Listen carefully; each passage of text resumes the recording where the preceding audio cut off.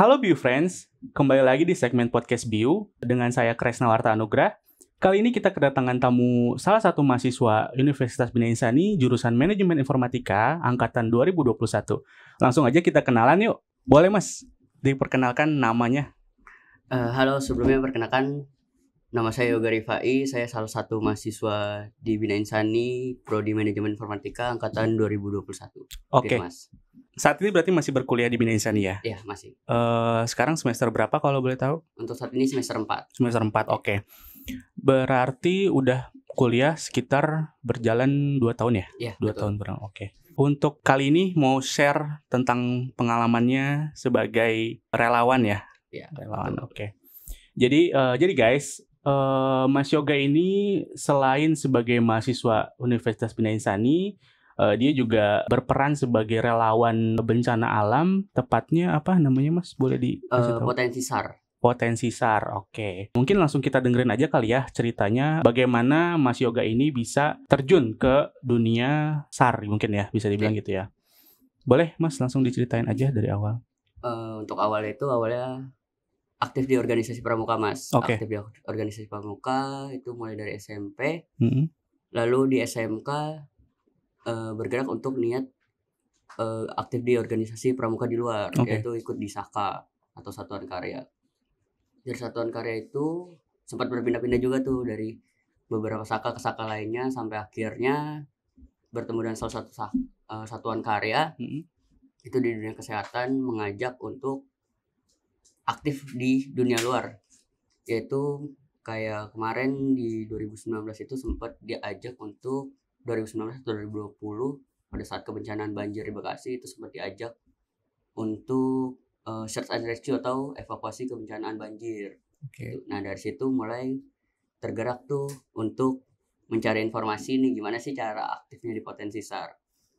Dari situ baru mulai aktif di beberapa instansi swasta sampai sekarang udah akhirnya berketuk sampai berniat untuk saat ini. Berarti memang awalnya memang tergerak sendiri untuk ikut di SAR dengan permulaannya itu ikut organisasi pramuka begitu ya? Iya, betul. Wah, keren banget sih. Susah ya nyari anak muda sekarang yang mau tergerak gitu hatinya untuk jadi relawan. Keren sih. Sejauh ini berarti udah berapa lama tuh Mas di organisasi atau di lembaga ini? Untuk saat ini kalau untuk lembaganya saya sempat berpindah-pindah ya Mas. Jadi untuk nggak full di satu tempat instansi. Jadi ada beberapa instansi. Untuk saat ini untuk yang terlama itu saya mulai aktif itu dari 2018. 2018, ya, oke. Dari 2018 lalu berpindah ke satu instansi ke instansi lainnya sampai sekarang. Berarti kurang lebih sudah 5 tahun ya? Iya. 5 tahun, oke. Berarti sejak sekolah ya masuk ke ini? Sejak sekolah dari SMK. Dari SMK, oke. Kalau di lembaga ini ya atau di organisasi ini tuh memang khusus ke bencana atau seperti penyelamatan hewan atau apa gitu atau bantuan dana ke beberapa tempat yang memang membutuhkan atau kayak gimana tuh?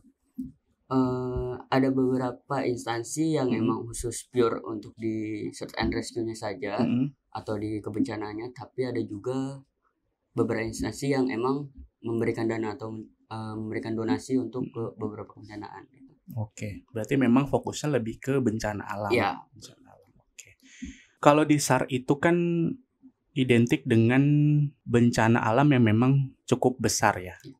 Fokusnya apa? Berarti banjir, gempa bumi? Kalau untuk saya sih nggak berfokus di mana ya Mas. Jadi kalau misalkan emang ada kebencanaan dan disuruh ikut turun dan ada surat tugasnya, ya saya berangkat. Apapun itu ya berarti ya? Ya, apapun itu. Oke. Yang sejauh ini yang banyak di Mas Yoga turun langsung itu bencana alam yang seperti apa? Untuk 3 terakhir ini itu kebencanaan banjir. Okay. Terus kemarin juga sempat di gempa Cianjur juga sempat evakuasi dan recovery. Sama terakhir itu untuk pesawat MH270 di Jakarta. Oke. Berarti yang paling baru itu yang gempa Cianjur. Gempa Cianjur itu yang paling terbaru ya. Nah, sekarang kita mungkin masuk ke bagaimana situasi pada saat menangani bencana ya. Pasti kan sama-sama kita tahu juga yang namanya bencana alam itu pasti banyak memakan korban, kerusakan di mana-mana. Nah, biasanya yang dilakukan di lokasi bencana itu apakah membantu mencari korban yang hilang juga, atau mungkin datang pada saat semuanya itu sudah terlewat dan tinggal memberikan bantuan berupa makanan dan yang lain-lainnya aja? Kalau untuk situasinya itu kita melihat dari situasi di kebencanaannya. Jadi untuk datangnya itu kita koordinasi dulu untuk ke instansi negeri setempatnya.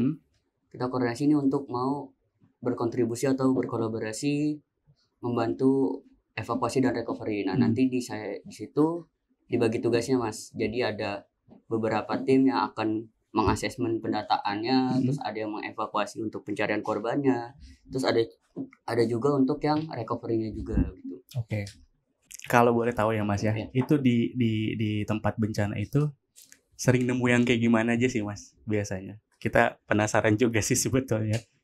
Macam-macam sih Mas. Kalau misalkan itu kayak kita bisa ketemu bayi yang masih tertimbun tapi masih bisa hidup berhari-hari, itu kita masih bisa ketemu. Terus juga potongan beberapa mayat juga kita kadang masih sempat ketemu juga gitu.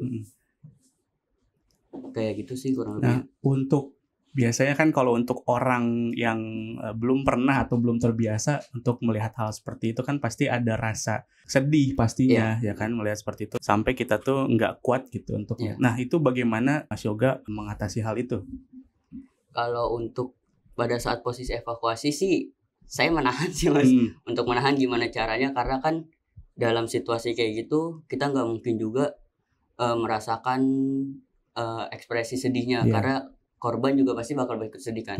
Dan gimana caranya juga saya membuat korbannya tersebut itu bahagia, jadi menghilangin trauma, bisa diselamatkan lah gitu ya. Jadi gimana caranya saya menahan dulu sih. Walaupun sebetulnya juga ada perasaan rasa, gitu ya. Ada rasa mau sedih juga, nangisnya juga. Namanya juga manusia ya.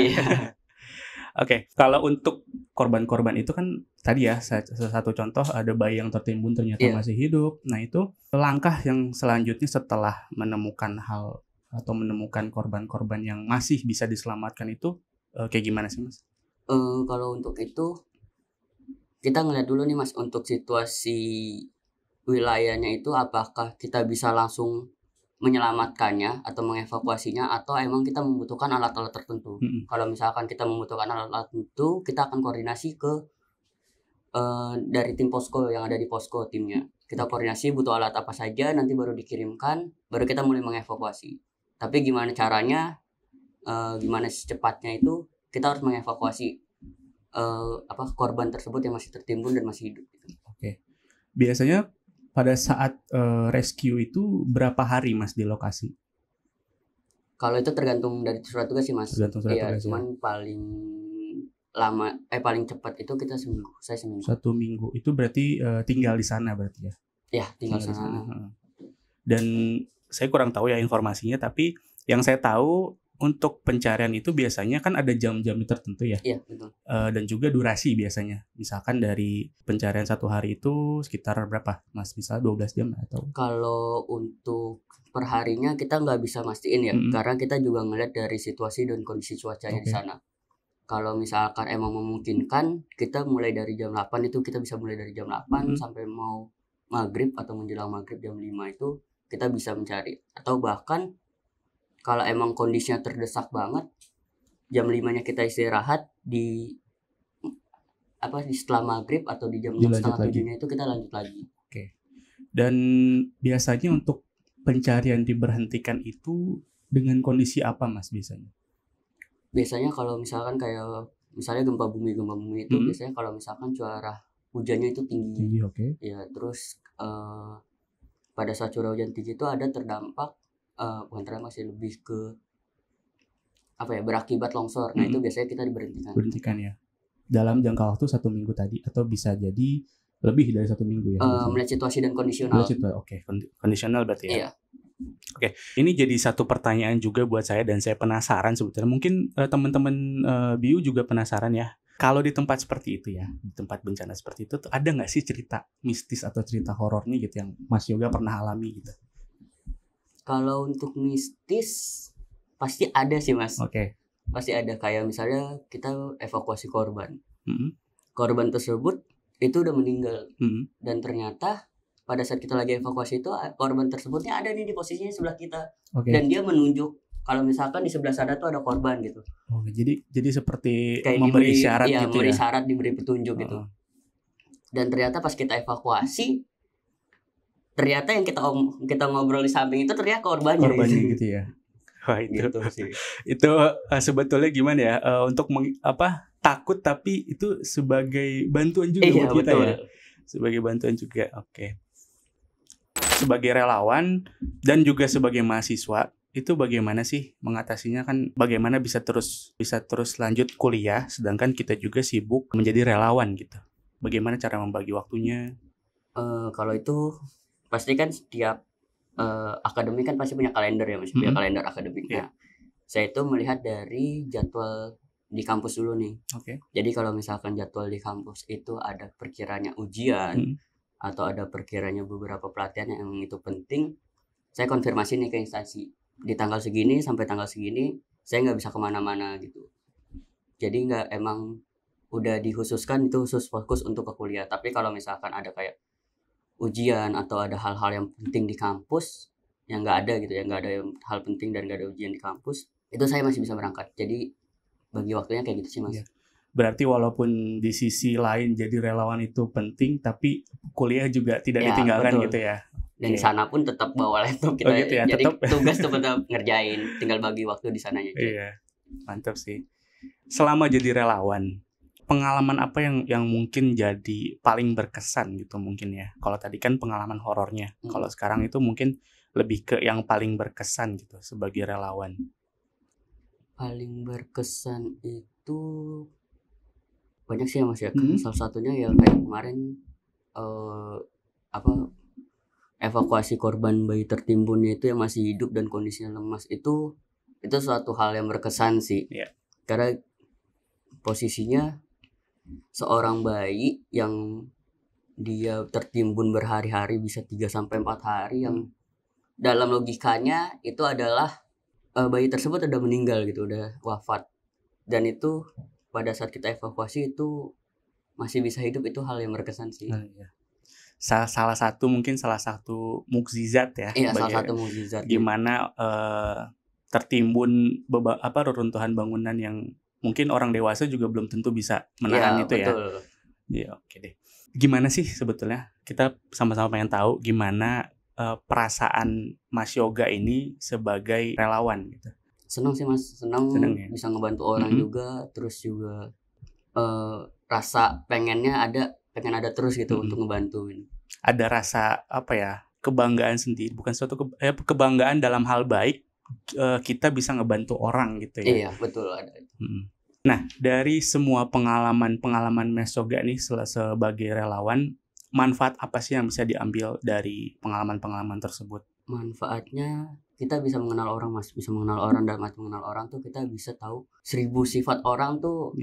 Di area sana tuh ternyata banyak loh. Kalau misalkan kita di hal yang biasa, di tempat yang biasa, kita juga ketemu sih emang beberapa 1000 sifat orang. Cuman kalau misalkan di kondisi kebencanaan seperti itu pasti ada beberapa yang muncul sifat aslinya, kayak misalnya egoisnya, atau dia benar-benar pure sabar banget, itu ada kayak gitu sih. Jadi bisa mengenal lebih banyak orang, 1000 sifatnya, dan juga bisa menambah relasi sih, Mas. Ngomongin soal berinteraksi dengan banyak orang, mengenal lebih banyak orang, buat kalian siswa-siswi SMK yang masih bingung mau cari kuliah di mana, khususnya untuk daerah Bekasi, kebetulan saat ini Universitas Bina Insani masih membuka gelombang 3 untuk pendaftaran mahasiswa baru. Jadi untuk info selanjutnya, kalian boleh cek sosial media Universitas Bina Insani dan juga websitenya Universitas Bina Insani di bawah ini ya. Oke, Mas Yoga, mungkin segitu ya ceritanya yang bisa di-share ke kita semua. Mungkin dari Mas Yoga ada beberapa wejangan ya kayaknya. Wejangan buat anak-anak muda yang memang belum tergerak hatinya. Jangan kan jadi relawan bencana deh. Mungkin teman di sekitar kita atau orang di sekitar kita butuh bantuan. Saat ini mungkin beberapa anak muda di luar sana masih banyak yang nggak peduli gitu ya. Nah, mungkin ada beberapa saran wejangan dari Mas Yoga. Saran atau wejangannya lebih gak usah malu sih, Mas. Lebih gak usah malu untuk membantu sesama. Karena dengan cara menggeser batu di pinggir jalan aja itu udah bisa membantu sesama sih, Mas, gitu. Sekecil apapun itu tetap ya. tetap Betul. jadi membantu orang lain gitu ya. Iya, betul. Oke, paling gitu aja. Buat kalian yang pengen ketemu langsung sama Mas Yoga atau mungkin mau tanya-tanya seputar relawan atau SAR dan yang lain-lain, boleh. Yang pertama pasti boleh join ke Universitas Bina Insani, ketemu mungkin sambil kuliah juga di sini. Jadi ketemunya tuh bisa tiap hari gitu ya Mas ya. Iya, boleh. Atau bisa juga kontak Mas Yoganya langsung di Instagram ya Mas. Instagramnya boleh disebut. @yogarifai_. Oke, nanti ada di bawah sini ya. Oke, paling gitu aja. Makasih banyak Mas Yoga. Sukses terus buat kuliah sama relawannya. Amin, makasih. Jangan sama-sama, capek. Mas. Siap. Semangat terus pokoknya. Jangan lupa untuk like, komen, dan subscribe YouTube-nya Bina Insani University dan juga follow terus sosial media Bina Insani University. Terima kasih banyak. Dadah.